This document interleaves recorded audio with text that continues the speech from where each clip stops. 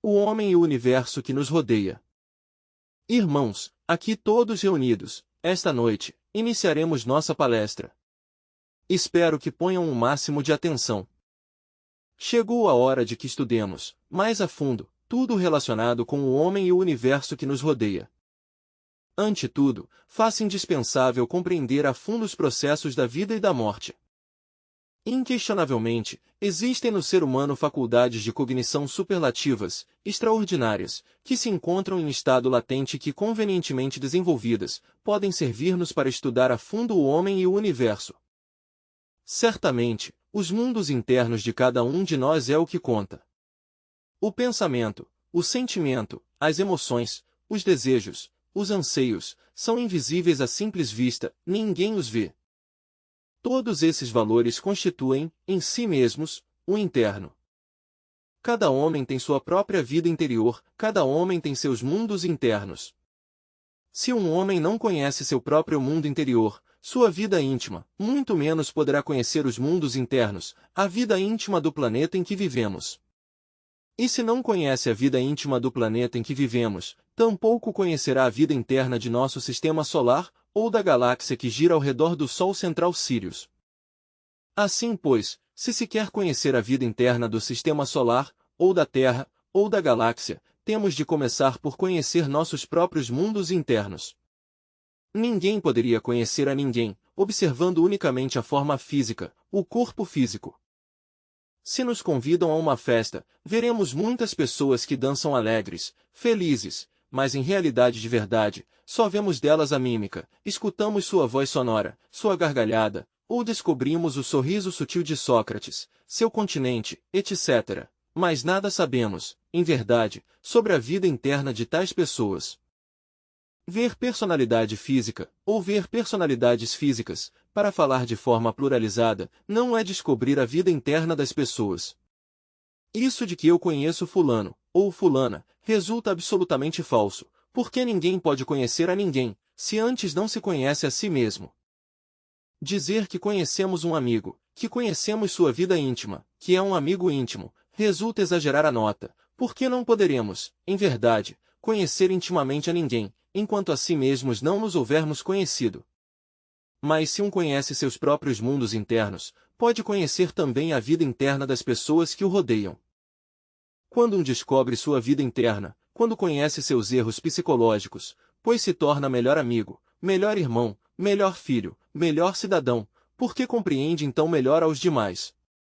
Se um vem a saber, por si mesmo, que tem ira, pois compreende a ira dos demais e não exige aos demais que não a tenham, posto que ele sabe que a tem. Se um descobre que é ciumento, não molestará os demais com seus ciúmes, não poderá exigir que os demais não sintam ciúmes, porque se ele os tem, dir-se-á a si mesmo, os demais, obviamente, terão que tê-los. Assim, pois, é necessário que reflitamos bastante em todas estas coisas. A vida interna de cada um de nós é o que conta, é mais real ainda que as coisas físicas, que esta mesa, que este gravador, está muito perto de nós mesmos, constitui nossos processos psíquicos, somos nós mesmos. Ninguém vê o pensamento alheio, a não ser que tenha divina clarividência, mas o pensamento existe, e é interno. Para o clarividente, os pensamentos dos demais são como um livro aberto. Assim que chegou a hora de voltarmos mais compreensivos. Não poderíamos, repito, conhecer a vida interna deste planeta Terra, se antes não conhecemos nossa vida interna. Não poderíamos conhecer a vida interna de um amigo, isto é, não poderíamos conhecer um amigo, de verdade, se antes não nos conhecemos a si mesmos. Assim, pois, o conhecimento de si mesmos é fundamental quando se quer explorar algo, quando se querem conhecer os mundos internos do planeta Terra, quando se quer inquirir, ou buscar, ou indagar algo sobre os mistérios da vida e da morte. É necessário eduzir, desenvolver certas faculdades supranormais, com o propósito de explorar a vida interna do planeta Terra, mas se nós não começamos por conhecermos-nos a si mesmos, ditas faculdades não lograrão seu pleno desenvolvimento. Assim, pois que vale a pena entender o que é a vida interior e suas responsabilidades. Que nosso planeta Terra tem um corpo vital. Isso não se pode negar, sim que o tem. Nós também temos um assento vital orgânico, sem esse assento vital, não poderia o corpo físico existir. À hora da morte, o corpo físico vai ao sepulcro, junto com o vital. Esse corpo vital se vai decompondo lentamente, em frente ao sepulcro. Tem uma cor fosforescente, brilha como os fogos fatos da meia-noite. Os videntes costumam ver até o corpo vital em frente aos sepulcros, decompondo-se lentamente, à medida que o corpo físico também se vai decompondo. O corpo vital é o assento, repito, da vida orgânica. Nenhum corpo físico poderia funcionar sem esse nexus formativus, sem esse corpo vital, que é fundamental para a biologia, para a química, para a fisiologia, etc., etc., etc. Aprofundar nesta questão é urgente, inadiável, imprescindível. Mas, como é o mundo vital? Porque se nós possuímos um corpo vital, o planeta Terra tem também que possuí-lo. Obviamente, o corpo vital do planeta Terra é o Éden, o paraíso, a terra prometida, da qual falará Moisés, o grande cabalista iniciado, o grande legislador hebraico. Quem haja desenvolvido as faculdades extraordinárias do corpo vital, poderá viajar com dito veículo no Éden. Não quero dizer que a totalidade do corpo vital possa ser utilizada para viajar no paraíso. O corpo vital tem 4 éteres. Primeiro, o éter químico, que serve de base às forças químicas que trabalham no organismo, tanto nos processos de assimilação como de eliminação. Segundo, o éter de vida, este, está relacionado, diretamente, com os processos da reprodução da raça. Terceiro, o éter luminoso, que se relaciona com as percepções, com as calorias, etc. E por último o éter refletor, que é o veículo da imaginação e da vontade. Assim que o corpo vital tem 4 éteres e é o fundamento da vida orgânica. O iniciado pode extrair os 2 éteres superiores, do corpo vital, para viajar com eles pela região do Éden. Estes 2 éteres superiores, repito, são o luminoso e o refletor. Com tal veículo, pode estudar o Éden, o paraíso terrenal. Quem suponha que o paraíso terrenal esteve situado em tal ou qual lugar da Terra, está equivocado. A explicação que dá a Bíblia, sobre os rios Tigre e Eufrates e o paraíso, situado por lá na Mesopotâmia, etc., é completamente simbólica. O paraíso terrenal é o corpo vital do planeta Terra, é a seção superior deste mundo tridimensional de Euclides. O corpo vital terrestre serve de assento à vida orgânica de todo o nosso mundo Terra. Certamente, o corpo vital contém, em si mesmo, 2 esferas. A primeira, diria, a Lua, a segunda, a Terra, são como 2 gemas de um mesmo ovo. Isto parecerá insólito, mas no fundo não o é. Lembre-se que a Lua que nos ilumina no espaço infinito, um dia teve vida, e vida rica em abundância, mares profundos, vulcões em erupção, vida vegetal, animal, humana, etc. Aqueles pseudo-esoteristas, ou iniciados, que afirmavam que a Lua era um pedaço de terra lançado ao espaço, ficaram muito mal com as explorações feitas pela NASA. Os distintos seixos lunares, examinados com o carbono 14, indicaram que a Lua é mais antiga que a Terra. Então, obviamente, não é um pedaço de crosta terrestre lançada ao espaço, como supõem muitos ignorantes equivocados. Que a alma lunar, um dia, tenha sido transferida a nosso mundo Terra.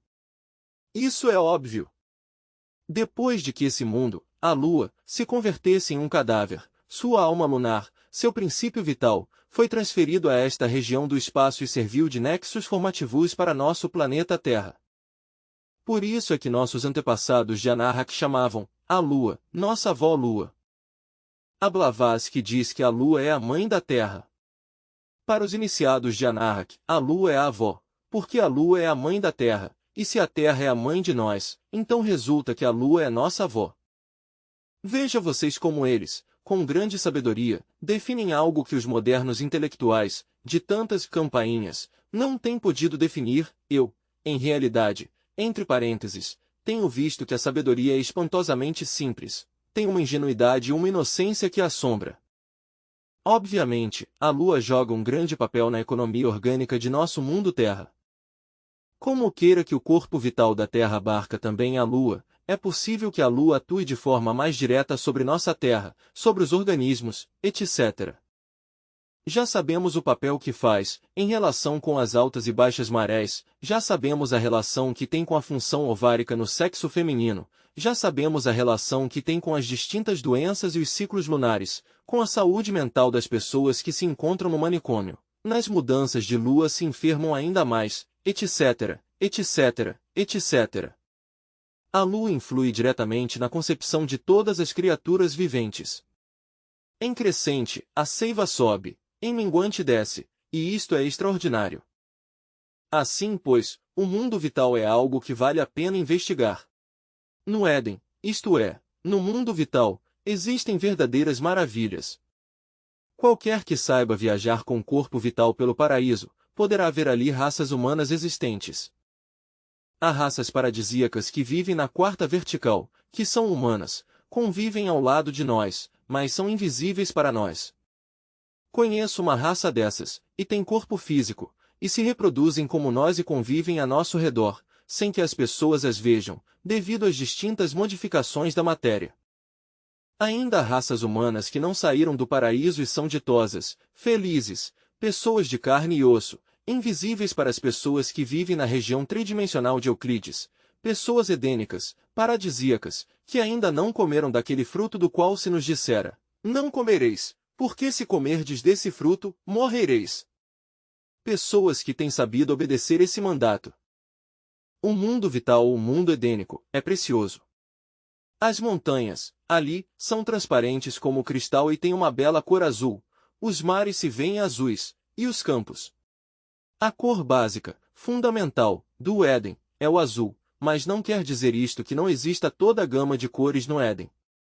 Existem, mas o fundamental é o azul intenso do éter. O mundo vital é precioso. Ali há templos extraordinários, ali estão os templos dos elementais da natureza. Cada planta, por exemplo, é o corpo físico de um elemental. Uma é a família dos laranjais, outra a dos pinheiros, outra a hortelã de menta, outra a dos roseirais, etc, etc, etc. Essas famílias elementais, vegetais, têm seus templos no Éden, ali se reúnem essas criaturas inocentes para receber instrução dos divais que as governam. Quem saiba viajar em corpo etérico, poderá perfeitamente verificar, por si mesmo e de forma direta, o que nestes instantes estou enfatizando. Bem vale a pena, pois, inquirir, estudar mais a fundo esta doutrina, para descobrir tantos e tantos prodígios. João, o Batista, indubitavelmente vive no mundo vital, isto é, no Éden, no paraíso. João, o Batista, é um verdadeiro iluminado, um Christus, alguém que já encarnou, em si mesmo, ao Verbo, à Palavra, ao Cristo íntimo. Para poder penetrar no Éden, é necessário saber viajar com um corpo vital e ter recebido educação esotérica profunda. Muito mais além deste corpo vital, que é tão precioso, descobrimos o que poderíamos chamar o mundo astral. O verdadeiro iniciado possui um corpo astral, nem todos os seres humanos o possuem, mas o iniciado sim o possui. Também o planeta Terra possui um corpo astral. O mundo astral é maravilhoso. De por si, é o mundo da cor, tem 7 tonalidades básicas, fundamentais, de acordo com as 7 notas do espectro solar, de acordo com as 7 cores básicas. O mundo astral tem regiões extraordinariamente sublimes, e outras desgraçadamente infernais. No mundo astral encontramos as colunas de anjos e também as colunas de demônios, poderia dizer-se que no mundo astral combatem anjos e demônios. Quem possui um corpo astral, pode viajar por essas regiões do mundo astral, pode conhecê-las, pode descobrir seus prodígios, etc. Poderia dizer-se, de forma enfática, que o mundo astral é o mundo dos sacramentos, e isto, obviamente, já está demonstrado esotericamente. Qualquer adepto verdadeiro possui um corpo astral. É possível fazer visível e tangível o corpo astral, depois da morte do corpo físico. Existe, no autoesoterismo, um sacramento que se denomina almohadiano. Mediante esse sacramento, um mestre, depois da morte do corpo físico, pode viver durante um ano, materializado no mundo tridimensional de Euclides, isto é, aqui neste mundo físico, para instruir a seus devotos. O sacramento almosiano é tremendo. Quando um mestre quer instruir fisicamente a seus discípulos, depois de ter perdido o corpo denso, pode fazê-lo, pode materializar o astral, fazê-lo tangível ante os discípulos, sob condição de ter, primeiro, verificado o sacramento almosiano. É tremendo esse sacramento. O adepto porá, dentro de sua taça ou cálice, algo de seu sangue, e seus discípulos, imitando-o, porão também sangue nesse cálice, misturarão todo o conjunto de sangue, celebrarão um rito, mas um rito muito especial, no qual cada um beberá do cálice e se verificará o sacramento almosiano. Ante tudo, isto merece uma explicação científica, clara e precisa. Dentro do sangue arterial, dentro do sangue humano, existe o ambledso inducer, sangue astral corpúsculos de sangue sutil, que corresponde ao astral. A liturgia, combinada com a operação de sangue, tal como a citei, permite que o ambledso inducer, isto é, a sangue astral contida na sangue física, entre, pois, na parte astral de cada um dos que celebraram o sacramento. Assim, no mestre, venha ficar o ambledso inducer de cada um de seus estudantes, e nos estudantes, ambledso inducer do sangue de seu mestre. Sangue astral, melhor dito, contida na sangue física, chegará à parte astral de discípulos e mestre. Assim, e só assim, será possível que o mestre, depois da morte do corpo físico, possa materializar-se, viver com seu corpo astral aqui, na região tridimensional de Euclides. Neste mundo denso, é a região da luz, a segunda, a região das trevas, onde somente se ouve o choro e o ranger de dentes. Assim, pois, o mundo astral é um mundo foótico, angélico ou diabólico, e isto é algo que devemos entender. No mundo astral vivem os falecidos, as almas em pena, os espíritos cativos, e também aqueles que se dedicam à alta ou baixa magia.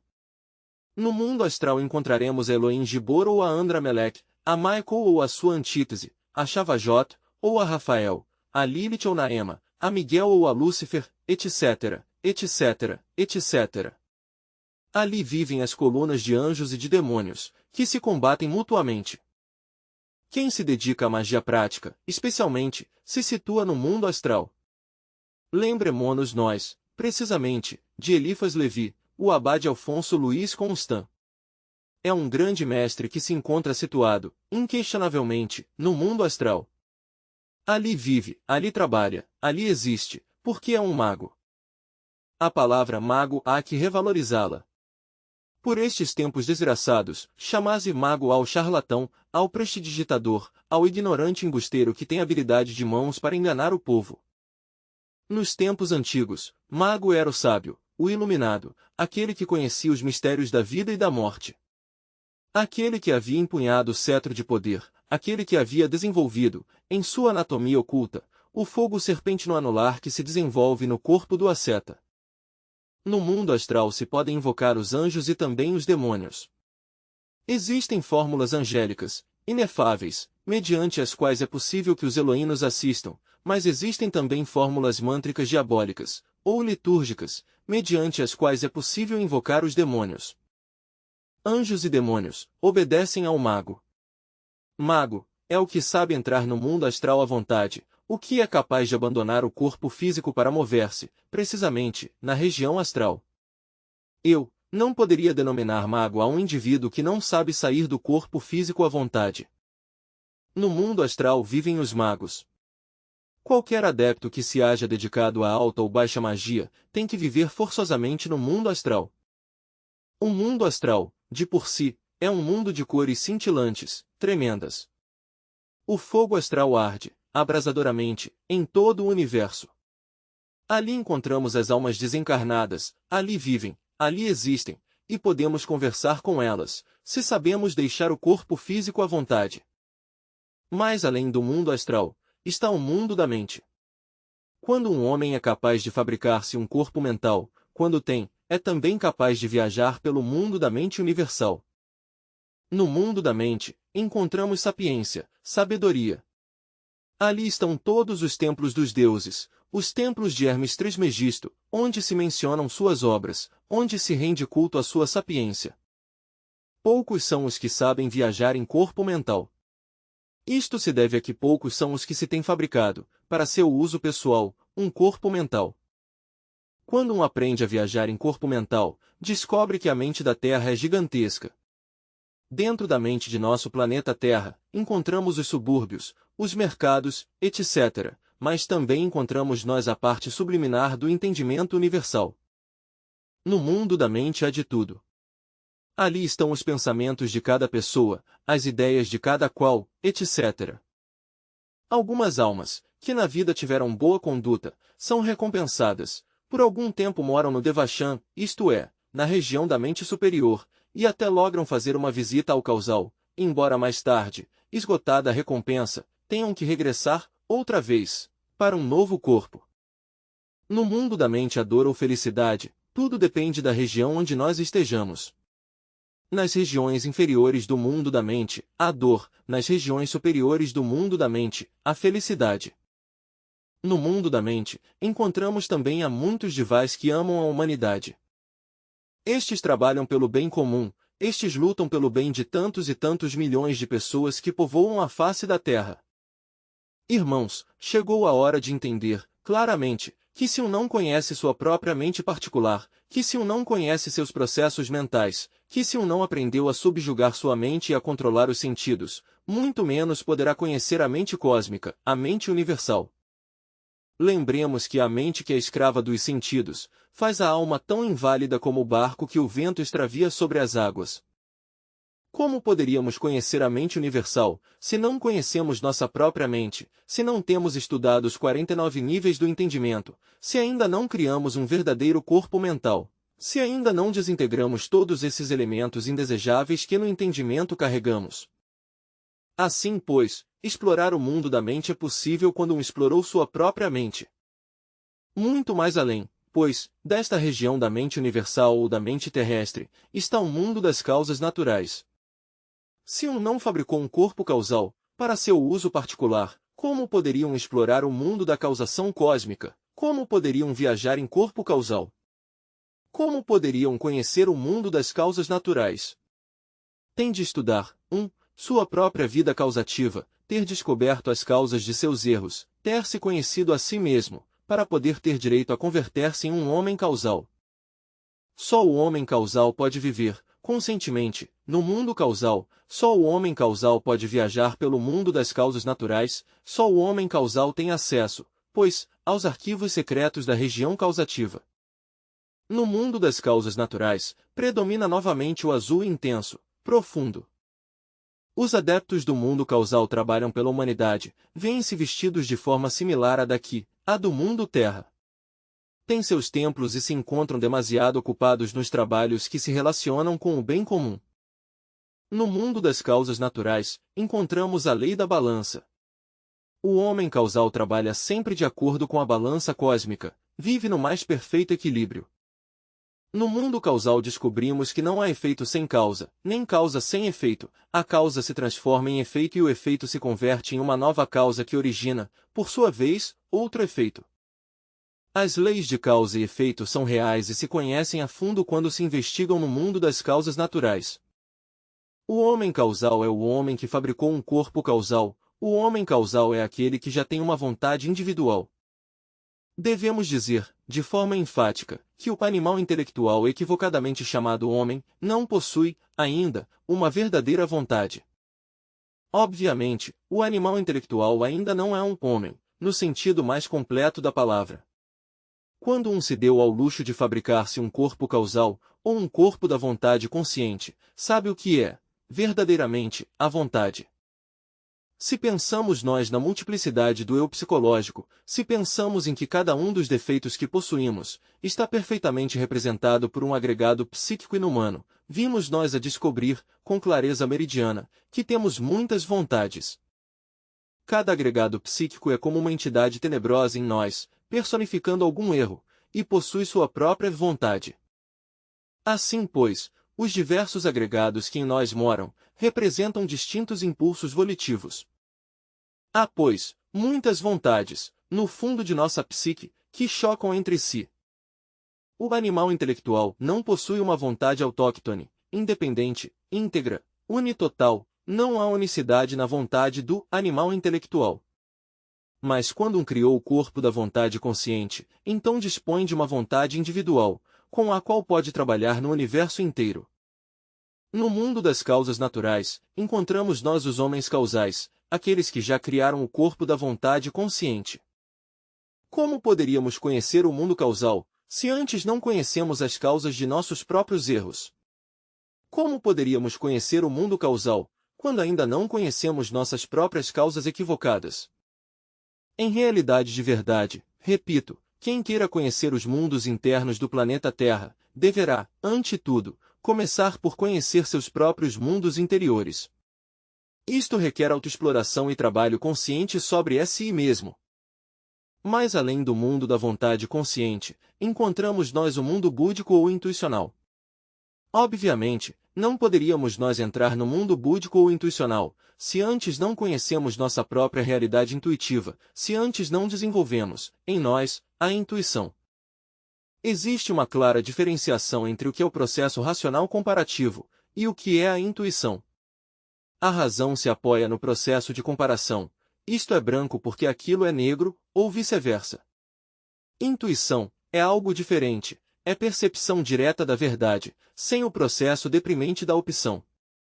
No mundo búdico ou intuicional, existe a intuição. Muito mais além da região da intuição, está a região de Atman, o inefável. Mas na região da intuição descobrimos a sabedoria do universo, de tudo que é, de tudo que tem sido, de tudo que será. No mundo búdico ou intuicional, a sapientia inefável, a fraternidade, a unicidade, unitotalidade, amor. Quem vive no mundo da intuição, goza da autêntica felicidade. Assim, pois, que vale a pena investigar em tudo isto. Muito mais além do mundo búdico ou intuicional, está a região de Atman, o inefável, a região do íntimo, do ser. O ser é o ser e a razão de ser do ser, é o mesmo ser. O íntimo, em si mesmo, tem duas almas, a alma espiritual, que é feminina, e a alma humana, que é masculina. Se lermos a Divina Comédia, veremos que o Dante também cita as duas almas, a uma, a que trabalha, a humana, e a outra, a que contempla, a que se mira no espelho da natureza. Muito se tem falado sobre o signo zodiacal de Gêmeos. Eu digo que esse signo o carregamos dentro de nós mesmos, nos fundos da alma. O íntimo tem, repito, duas almas, a espiritual, que é feminina, a humana, que é masculina. A espiritual é a Valquíria, é Ginebra, a rainha dos Ginas, aquela que a Lancelote alcança o vinho, nas taças delícias de Sucra e de Manti. A humana sofre, chora, é masculina, através dela vibra o Crestus cósmico, a poderosa mediação astral que enlaça nossa personalidade física com a imanência suprema do Pai Solar. Chegar nós a encarnar as duas almas, é possível, mas isto requer rigorosas disciplinas esotéricas. Há que ter criado antes, os corpos astral, mental e causal, há que ter trabalhado profundamente, em si mesmos e dentro de si mesmos, aqui e agora. Só o iniciado livre, que eliminou o ego, que trabalhou de verdade, profundamente, sobre si mesmo, faz-se digno de encarnar, em si mesmo, as duas almas. Isto significa fazer realidade, em nós, o signo zodiacal de Gêmeos, pois essas duas almas são gêmeas. Inquestionavelmente, a alma humana deve desposar-se com sua dama, a Valquíria, a Sulamita do sábio Salomão, essa que figura em O Cântico dos Cânticos. Quem chegue a encarnar em si mesmo a esse par de almas, logrará a iluminação total, a sapientia, a sabedoria. Primeiro, é necessário receber o princípio anímico humano, masculino. Segundo, deve vir o noivado da parte humana, masculina, com a parte espiritual, feminina.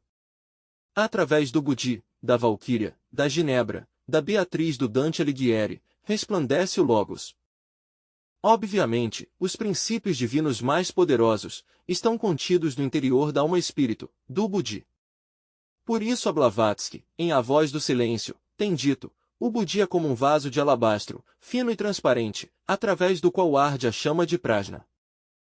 Quando a alma humana, isso que temos de humano em nós, aqui dentro, se disposa com a alma-espírito, vem a iluminação, estabelece a luz interior em nós, ficamos transfigurados, resplandecentes, iluminados.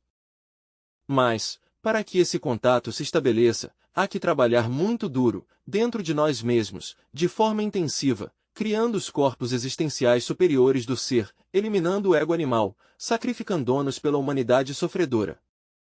Assim, irmãos, o interessante é que nos convertamos em verdadeiros adeptos da fraternidade da luz interior. Se assim procedermos, chegaremos à verdadeira iluminação íntima. Se assim procedermos, chegaremos à autêntica bem-aventurança, poderemos mergulhar na região da felicidade legítima, etc. A necessidade de sair destas regiões de trevas em que nos encontramos é urgente, em verdade, chegar ao mundo dos esplendores. Há que investigar um pouco, refletir, repito, estudar estas coisas. Se nós não analisamos, se não estudamos estas matérias de judicioso conteúdo, jamais chegaremos à liberação final. Cada um de nós tem que trabalhar sobre si mesmo, se é que aspira a chegar, algum dia, à autêntica iluminação. Porém, para trabalhar sobre si mesmo, se necessita, inevitavelmente, ter o conhecimento, as chaves, as práticas. Nós, aqui, iremos dando, a nossos estudantes, os sistemas, os métodos para trabalharem sobre si mesmos, a fim de que logrem uma mudança absoluta. Necessita-se, ante tudo, que haja continuidade de propósitos, porque muitos começam estes estudos e poucos chegam. Acontece que as pessoas não têm continuidade de propósitos, hoje começam com muito entusiasmo e mais tarde, com o tempo, se afastam do corpo de doutrina. No mundo há de tudo, existem os mariposeadores, esses que andam de escolinha em escolinha e que creem saber muito, quando em realidade de verdade nada sabem. Nós temos que definir-nos com inteira clareza. Esta instituição não busca outra coisa senão a autorrealização íntima do ser humano. De modo algum nos interessa a questão desses mariposeadores, que andam de escolinha em escolinha, para não chegar a nenhuma conclusão. A nós o único que nos interessa é trabalhar sobre si mesmos, para conseguir a transformação radical. Necessitamos fazer-nos adeptos da fraternidade da luz interior, e isto é possível trabalhando sobre si mesmos, aqui e agora. Os tempos são chegados, em que o Filho do Homem tem que ensinar à humanidade o caminho. Desgraçadamente as pessoas, ouvindo não ouvem e vendo com seus olhos, não veem, indicas-eles a senda e não a entendem, e se levemente chegassem a entendê-la, não têm continuidade de propósitos para chegar à meta e bem logo se desviam. O movimento gnóstico é como um trem em marcha, uns passageiros sobem, em uma estação, e descem em outra, raros são os passageiros que chegam à estação final. Os afiliados à nossa instituição, estão convidados, podem chegar à meta se o propõem. Que pena que as pessoas tenham mente catavento e que hoje pensem uma coisa e amanhã outra. Se as pessoas de verdade fossem sérias, só se preocupariam por trabalhar intensamente dentro de si mesmas. Nesta instituição ensinamos, às pessoas, como eliminar os agregados psíquicos indesejáveis que em nosso interior carregamos. Nesta escola ensinamos, aos seres humanos, qual é o caminho do autêntico sacrifício, e como fabricar os corpos astral, mental e causal para converter-se em homens verdadeiros, em homens legítimos, em homens autênticos, no sentido mais completo da palavra. Obviamente, conforme vai nascendo o homem, dentro do animal intelectual, provocam-se mudanças extraordinárias, despertam certos poderes, certas faculdades magníficas. O homem íntegro, o homem unitotal, chega até o ponto de ter perfeito domínio sobre os tattvas. E o que são os tattvas? Vibrações do éter universal. Nos elementos da natureza estão sintetizados os tattvas. O princípio vital etérico da água é Apas, o princípio vital etérico do ar é o Vayutata, o princípio vital etérico do fogo é o Agnitata, ou o Tejas, ou Tejas Tattva, o princípio vital da terra é, precisamente, o Prithvitattva. O homem autêntico, legítimo, é o que fabricou os corpos astral, mental e causal, aquele que é capaz de entrar no mundo etérico, aquele que é capaz de mover-se pelo mundo astral, aquele que pode penetrar, inteligentemente, no mundo da mente cósmica, ou viajar pelo mundo das causas naturais, e que também adquire poder sobre os elementos da natureza, sobre a perfumada terra e sobre o fogo flamejante, sobre as águas tempestuosas e sobre o vento uivante. Por este motivo, o adepto chega, de verdade, a converter-se em um rei da natureza e do cosmos. Os tattvas, em si mesmos, pertencem ao mundo etérico, a esse mundo vital, corpo vital do planeta Terra. Os tattvas são vibrações do éter. Os tattvas penetram, diretamente, nas glândulas endócrinas do organismo humano, mas não voltam a sair de lá. Os tattvas, ao entrar dentro dos chakras, passam às glândulas endócrinas e se transformam em hormônios, hormônios que circulam pelo sangue. E isso é tudo, dali não voltam a sair. Despertar os poderes táticos é assombroso, mas isto somente é possível para o homem autêntico, para aquele que é capaz de viver no mundo astral conscientemente, ou para aquele que sabe viajar pelo mundo da mente, ou para aquele homem causal que estabeleceu seu centro de gravidade, precisamente, no mundo das causas naturais. Um adepto autorrealizado é um homem, no sentido mais completo da palavra, é rei da criação, porque maneja os tattvas, porque pode manipulá-los à vontade. Um homem que maneje o fogo, o ar, as águas, a terra, que seja capaz de desatar as tempestades, etc., é idôneo no uso dos tattvas, é um homem de verdade, é um mestre autorrealizado, alguém que conhece os mundos superiores. Chegado é o momento em que cada um de vocês lute pela autorrealização, o momento chegou em que cada um de vocês conheça seus próprios mundos internos, para que conheçam os mundos internos de seus amigos, e para que conheçam os mundos internos do planeta Terra e do Sistema Solar e da galáxia na qual vivemos. Ser homens, no sentido mais completo da palavra, é algo muito grande. Mas homem verdadeiro é, unicamente, o que fabricou os corpos superiores existenciais do ser, o que se estabeleceu como cidadão dos mundos superiores. Homem verdadeiro é o que logrou, pois, o domínio dos elementos da natureza, não somente no cosmos, mas dentro de si mesmo, aqui e agora. Se um homem verdadeiro não aprendesse a dominar os princípios inteligentes de seu próprio corpo físico, representados por esses gnomos atômicos ou elementais do sistema ósseo, tampouco poderia dominar os gnomos do planeta em que vivemos, os gnomos que vivem entre as rochas da Terra.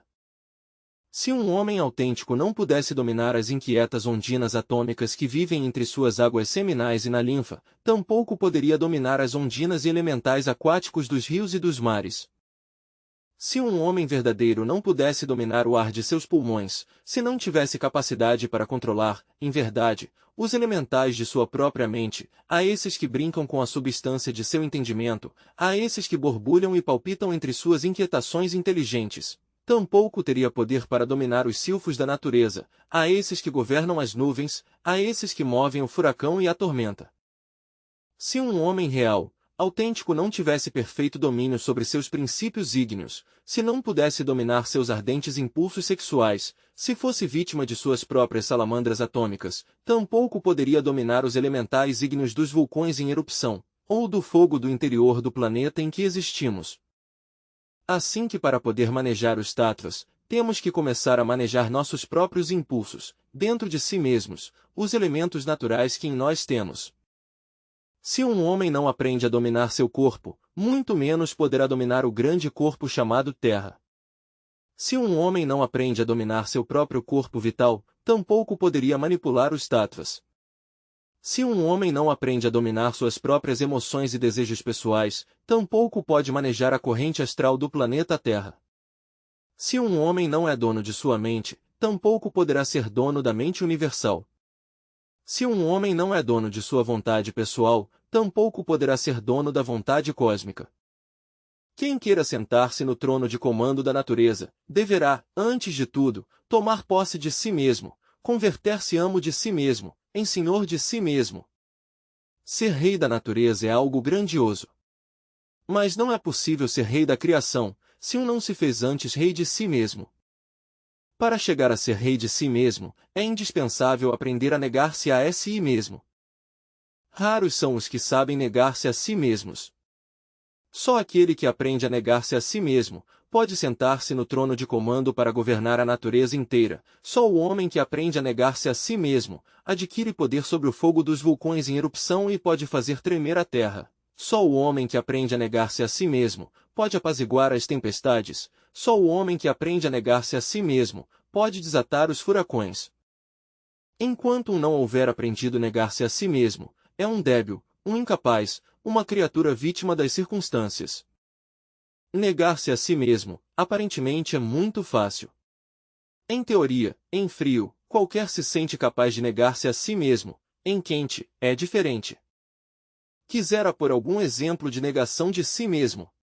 Apelarei à questão das bodas matrimoniais, com tal de insinuar ideias. Tenhamos o caso de alguém que se casasse sendo alquimista.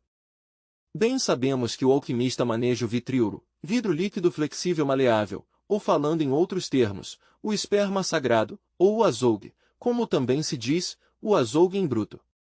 Obviamente, um alquimista não pode derramar jamais o vaso de Hermes. Eu não conceberia um alquimista, dedicado à grande obra, derramando o vaso de Hermes Trismegisto, o 3 vezes grande deus, Ibis de Toto, ou em outros termos mais concretos, chegando à ejaculação do enseminis durante a cópula química.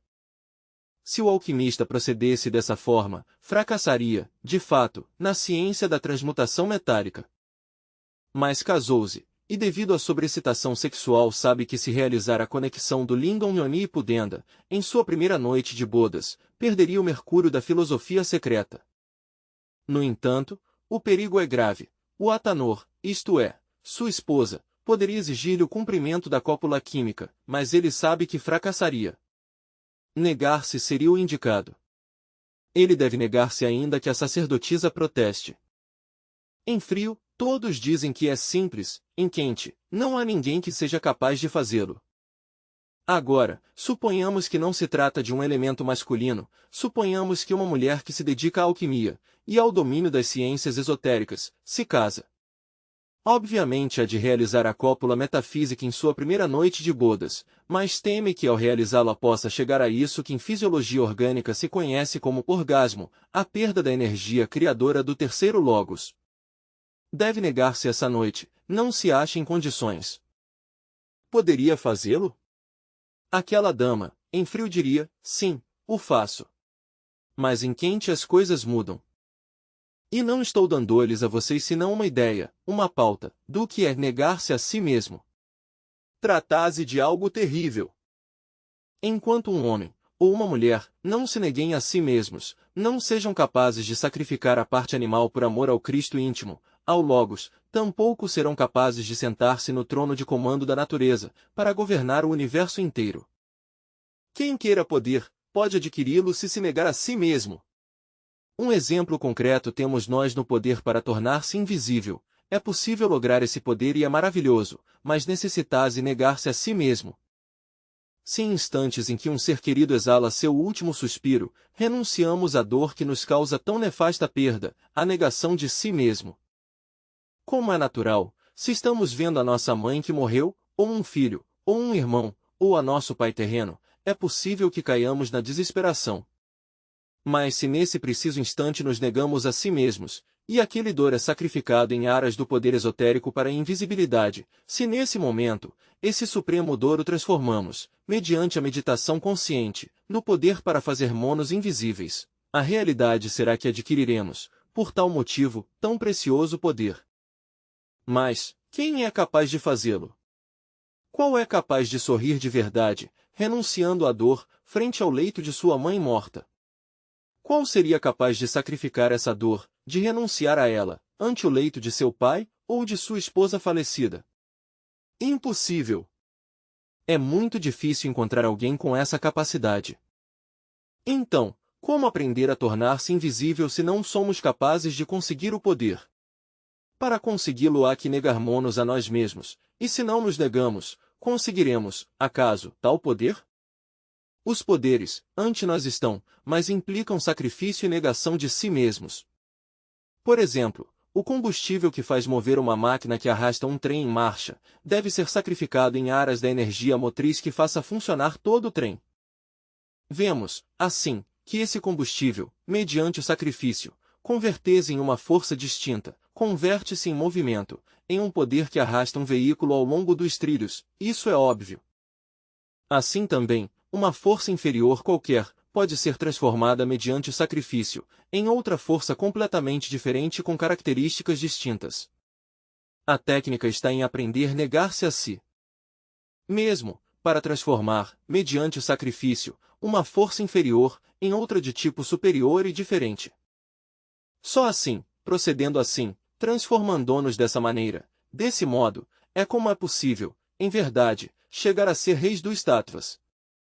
Homens, no sentido mais completo da palavra. Homens solares, homens deuses. A hora é chegada em que nós meditemos um pouco nos antigos tempos da Arcádia, quando os rios de água pura de vida manavam leite e mel, o homem tinha poder sobre os elementos da natureza, então falava no horto puríssimo da divina língua, que como um rio de ouro, corre sob a espessa selva do sol. Essa era a idade dos titãs, a idade em que os rios de água pura manavam leite e mel. Então não existia nem o meu nem o teu, tudo era de todos, e cada qual podia pegar da árvore do vizinho sem temor algum. A humanidade não se havia degenerado, possuía o poder sobre os Tattvas. Agora necessitamos a reconquista desse poder. Mas para conseguir tais faculdades, faz-se necessário o sacrifício, a renúncia de si mesmo, a transformação radical. Nesta instituição, vamos ensinar-lhes a vocês o caminho que os levará ao super-homem. Chegou a hora do super-homem. Chegou a hora em que nós comecemos por criar o homem. Inquestionavelmente, o primeiro será a criação do homem, e logo entraremos no reino do super-homem. O homem, em si mesmo, é grandioso, é o rei da natureza e do cosmos. O super-homem está além ainda, o super-homem é o homem que logrou integrar-se com a divindade. Na doutrina secreta de Anahak disse que os deuses criaram os homens de madeira e que depois de havê-los criado, os fundiram com a divindade. Logo acrescenta, nem todos os homens logram fundir-se com a divindade. De maneira que criar o homem é o primeiro, fundi-lo com a divindade é o segundo. Quando o homem se funde com a divindade, convertese no super-homem de Nietzsche. O super-homem é uma terrível realidade. Necessitamos sair deste estado lamentável em que nos encontramos, até agora somos míseros trapos na lama do mundo, necessitamos regenerar-nos e logo integrar-nos com o divinal. Viver assim, por viver, viver para comer e existir como parasitas agarrados à epiderme deste animalzão que se chama Terra, é um absurdo em 100%. Chegou a hora de entender que devemos mudar intimamente. Assim, pois, irmãos, devemos estudar, cada vez mais a fundo, todo este corpo de doutrina, desintegrar o ego, criar os corpos existenciais superiores do ser e sacrificar monos pela humanidade. Esse é o caminho óbvio a seguir. Agora, darei alguma oportunidade aqui, a vocês, para que perguntem o que tenham que perguntar, em relação ao tema exposto esta noite. A ver, quem quiser perguntar algo, pode fazê-lo com a mais inteira liberdade. Sim, irmão. Item estudante. Mestre, por princípio de contas, é necessário ser honestos consigo mesmos? Item mestre. Claro está que sim. Porque se um não é honesto consigo mesmo, enganase a si mesmo. E se a si mesmo se engana, prejudicase a um mesmo. Item estudante. Existe a moral nossa? Item mestre. Sim, cada povo tem sua moral. A moral é escrava dos costumes, dos tempos e dos lugares. O que em um tempo passado foi moral, hoje é imoral e vice-versa. O que em um país é moral, em outro é imoral. A moral também é filha dos preconceitos. Nós necessitamos passar além de todo o código de moral. Necessitamos entrar no reino da compreensão criadora, no reino do super-homem. Alguma outra pergunta? Indubitavelmente, todos os códigos de ética que se escreveram no mundo, todos os códigos de moral resultam, francamente, reacionários, conservadores, regressivos e retardatários. O que tem que fazer é um balanço de si mesmos, tem necessidade de fazer um inventário de seus próprios valores, para saber o que lhe sobra e o que lhe falta, e caminhar, então, por onde deve caminhar, de acordo com suas necessidades psicológicas. Mas se detém nos postulados, ranços e torpes, de todos os códigos morais escritos por distintos autores, fracassará neste inventário, e não logrará, de modo algum, a autorrealização íntima do ser. É necessário descobrir que temos dentro de si mesmos elementos indesejáveis. Acaso, bela ira, a cobiça, a luxúria, a inveja, o orgulho, a preguiça, a gula? Temos defeitos espantosos. Há que desintegrá-los, há que reduzi-los à poeira cósmica. Só assim é possível que a consciência desperte. Uma consciência iluminada, uma consciência desperta, pode ver o caminho e trilhá-lo firmemente. Mas se nós não desintegramos os elementos indesejáveis que em nosso interior carregamos, obviamente, o despertar será impossível. Como poderia, então, um homem dormido, investigar a vida nos mundos superiores, no astral, no mental, no causal? Para poder ser investigador competente da vida nos mundos superiores, ante tudo, deve ter despertado. Não é possível lograr o despertar da consciência, enquanto dentro de nós continuem existindo toda essa quantidade de valores negativos e fatais, que em nosso interior carregamos, isto é, todos os nossos defeitos de tipo psicológico. Há alguma outra pergunta? Item estudante. Mestre, há muito tempo perguntei-me eu, se haveria, neste planeta Terra, alguma pessoa que carecesse de tudo isso. Item mestre. Seria bom acabar de especificar tua pergunta.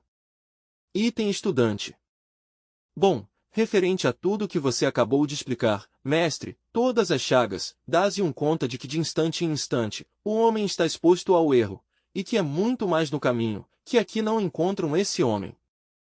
Não posso perguntar-lhe, mestre, se você é um deles, mas sim posso pedir desde o mais profundo de meu ser, sua resposta a isto. Item mestre. Ante tudo, agradeço vossas boas intenções, tuas belas palavras, a sinceridade de teu coração. Obviamente que enquanto nós não houvermos eliminado de si mesmo todos os elementos indesejáveis que carregamos, tal raio de luz, seria impossível. Mas se nós morremos em nós mesmos, se conseguimos dissolver o ego animal, esse raio, não somente brilhará em nós mas projetar-se-á também sobre as multidões. Portanto, necessário é que façamos um inventário, como já disse, de si mesmos, para saber o que nos sobra e o que nos falta. Porque muitas virtudes que cremos ter, não as temos, e muitas qualidades nos faltam e devemos adquiri-las. Assim, irmãos, a hora é chegada que sejamos sinceros consigo mesmos, em que nos autodescobramos, em que nos resolvamos de verdade eliminar nossos defeitos de tipo psicológico. Alguma outra pergunta dos irmãos? Podes tomar a palavra. Item estudante. O caminho é unicamente pessoal, nada mais pode percorrê-lo, ou se pode percorrer de outra maneira, como estávamos falando agora quando Cristo perdoou os pecados de um homem e lhe dissolveu todos esses egos que tinha. Item mestre. Pois, certamente, cada um de nós tem que fazer o trabalho dentro de si mesmo, o mestre só pode mostrar o caminho, e isso é tudo. Obviamente, é o terreno da vida prática em relação com nossos amigos e com nossos familiares, na rua, no templo, ou na escola, ou no trabalho onde devemos autodescobrir-nos. Na inter-relação existe autodescoberta, quando estamos alertas e vigilantes como um vigia em época de guerra. Acontece que na inter-relação os defeitos escondidos afloram espontaneamente se nós estamos alertas como um vigia em época de guerra, então os vemos. Defeito descoberto, deve ser compreendido, integralmente, por meio da análise, através da compreensão criadora, através da meditação, da autorreflexão evidente do ser. Quando compreendeu tal ou qual defeito descoberto, então pode dar-se ao luxo de eliminá-lo. Pode eliminar um defeito, quando apela a uma força que seja superior à mente. A mente, por si mesma, não pode alterar radicalmente nenhum erro. Pode rotulá-lo de distintas maneiras, passá-lo de um nível a outro, escondê-lo de si mesma ou dos demais, justificá-lo ou condená-lo, etc., mas não alterá-lo. Necessitamos de um poder que seja superior à mente, de um poder que seja capaz de desintegrar qualquer defeito psicológico. Esse poder existe em si mesmos, afortunadamente. Quero referir-me, de forma enfática, a Devi Kundalini Shakti, a serpente ígnea de nossos mágicos poderes, ao forrá particular, individual, a essa variante de nosso próprio ser que os indostanos chamam Kundalini. Se apela a esse poder, se implora o auxílio de Devi Kundalini Shakti, poderá eliminar qualquer erro psicológico devidamente compreendido de forma integral. Mas se quer a base de exclusiva compreensão, extirpar da mente os defeitos psicológicos, está equivocado. É certo que mediante a lâmina da consciência, um pode separar de sua psique qualquer defeito psicológico, mas este continuará como um demônio ao nosso redor, buscará a forma, a maneira de intervir em qualquer instante dado, e afinal, voltará a acomodar-se dentro dos 5 cilindros da máquina orgânica.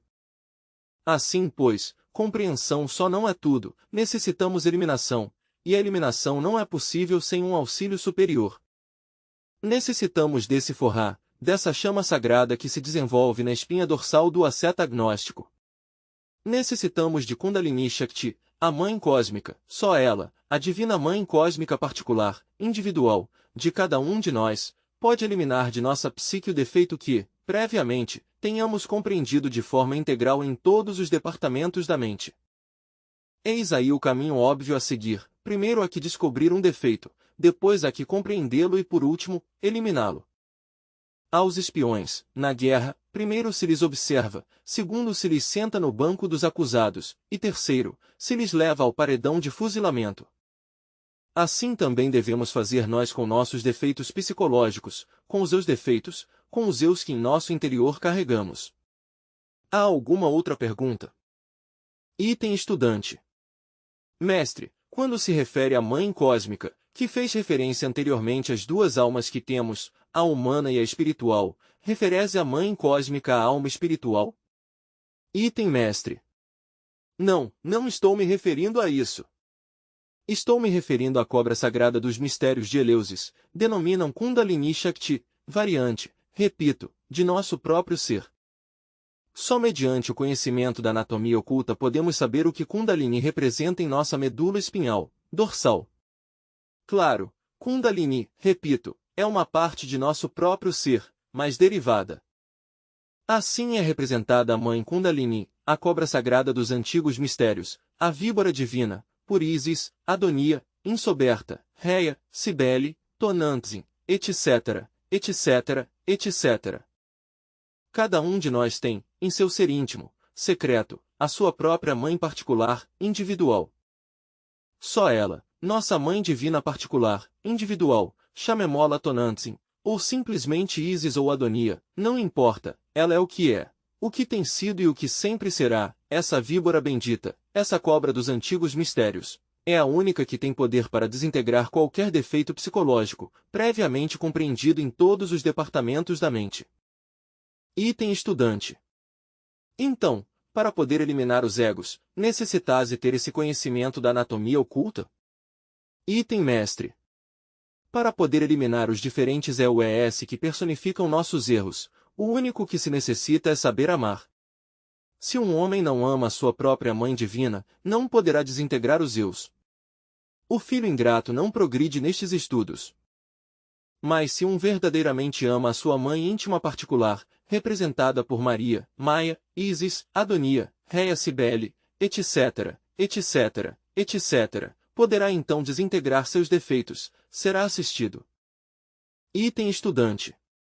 Mas se um não conhece essa mãe, como é possível amá-la, se o conhecimento dela não é nada mais que abstrato e não se tem uma experiência para poder comunicar-se com ela e amá-la?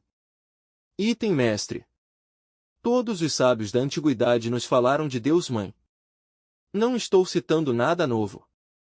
Também o mesmo cristianismo simboliza a Deus Mãe como Maria, Maia, entre os egípcios, está simbolizado esse Deus feminino ou mãe, como Ísis, entre os hebreus está representado por Adonia, também está representado por Cibele, na Creta antiga, ou pela casta Diana entre os gregos, ou por Tonantzin, aqui em nossa pátria mexicana. Não estou dizendo nada novo.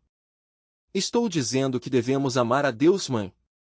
Este Deus Mãe está dentro de nós mesmos e não fora de si mesmos, repito, uma variante de nosso próprio ser, esclareço, mais derivada. Indico, se um sabe amar a Deus Mãe, pode conseguir a eliminação de seus defeitos psicológicos. Mas nisso não vejo necessidade de teorizar. Amar, e isso é tudo. Um de criança se dirige à sua mãe sem necessidade de tantas teorias, nem de tantas análises. Também pode um dirigir-se à sua mãe divina e inefável, não importa o nome que se lhe dê, Maria ou Ísis, ou como se queira, mas pode dirigir-se a ela com verdadeiro amor, suplicando-lhe desintegre o defeito compreendido em todos os níveis da mente. Isto é questão do coração, isto é questão de saber amar. Alguma outra pergunta, irmãos? Item estudante. Quando se refere aos níveis da mente, poderia numerá-los. Item mestre. Pois, seria longo enumerá-los. Existem 49 níveis subconscientes, que estão representados pelas 49 notas de um antigo instrumento que inventaram dois irmãos iniciados na antiga China. Nos tempos antigos, quando um queria chegar ao samadhi, ao êxtase, deveria, primeiro que tudo, levar a mente à mais completa quietude e silêncio, não somente no nível meramente intelectivo, mas no segundo, relacionado com o subconsciente, ou no terceiro, ou no quarto, ainda mais profundo, ou no 48 ou no 49. Quando um conseguia quietar a mente, levá-la ao silêncio mais profundo em todos os níveis, então a essência escapava-se para experimentar o Satori. Os 49 níveis da mente não poderiam ser explicados desde um ponto de vista exclusivamente dialético. Para entender os 49 níveis necessitamos da música, da lei do eterno Aptaparaparshinok, necessitaríamos também do Ayatapan, aquele instrumento que dois irmãos iniciados inventaram na antiga China e que dava, exatamente, as 49 notas, correspondentes aos 49 níveis do entendimento. Mas, isto se complicaria demais para o estudante. No avanço sobre si mesmo, vai um descobrindo nível por nível sem que ninguém lhe indique, por si mesmo irá descobrindo, à medida que for aprofundando mais e mais e mais em seu interior, e afinal, um dia, descobrirá seus 49 níveis, não porque alguém lhe dissesse, mas por si mesmo e de forma direta, e isso é tudo. Há alguma outra pergunta? A ver, quem quer perguntar? Que nenhum fique com dúvidas. É necessário que este tema seja devidamente compreendido. Bom, como os vejo a todos tão calados, não me resta mais remédio que dizer-lhes, irmãos,